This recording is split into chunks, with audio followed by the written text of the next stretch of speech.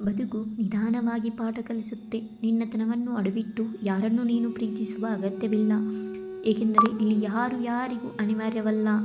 ಯಾವತ್ತೂ ಕಾಯುತ್ತಾ ಯೋಚಿಸುತ್ತಾ ಕಾಲ ಕಳೆಯಬೇಡಿ, ಯಾಕೆಂದರೆ ಬದುಕು ಯೋಚನೆಗಿಂತಲೂ ವೇಗವಾಗಿ ಸಾಗುತ್ತಿರುತ್ತದೆ.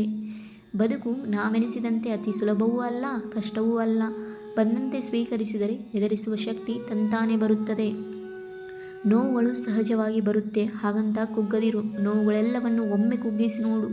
ನೋವುಗಳು ನಿನ್ನ ಮುಂದೆ ಕುಗ್ಗಲಾರಂಭಿಸುತ್ತದೆ. ಬದುಕಿಗೆ ಮೋಸವೆಂಬ ಬಣ್ಣ ಬಳಿದರೆ ಅದೆಂದೂ ಶಾಶ್ವತವಾಗಿ ಉಳಿಯುವುದಿಲ್ಲ.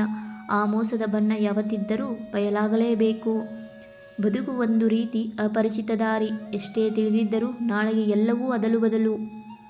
ನಾವು ಅಂದುಕೊಂಡಿದ್ದಕ್ಕೆ ವಿರುದ್ಧವಾಗಿ ನಡೆಯುವುದೇ ಬದುಕು.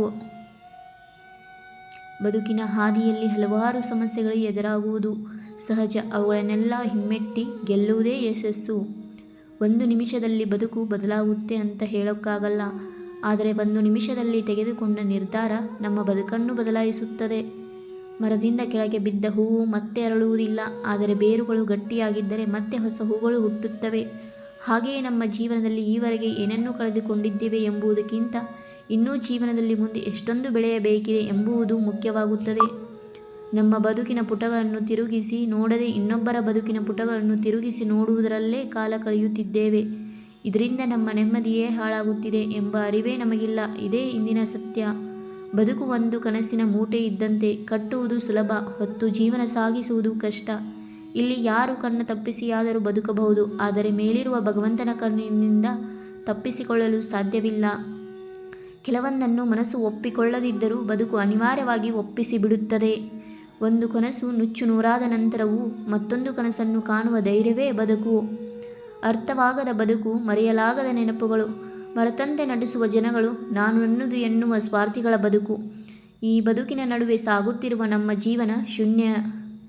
ಜೀವನದಲ್ಲಿ ಎಷ್ಟೇ ಕಷ್ಟ ಬಂದರೂ ನಮಗೆ ನಾವೇ ಅನುಭವಿಸಬೇಕು. ಅವರಿದ್ದಾರೆ ಇವರಿದ್ದಾರೆ ಅಂತಲ್ಲ ಅಂದುಕೊಳ್ಳುವುದು ಭ್ರಮೆ. ಎಲ್ಲರೂ ಇದ್ದಾರೆ, ಮಾತಿಗಷ್ಟೇ.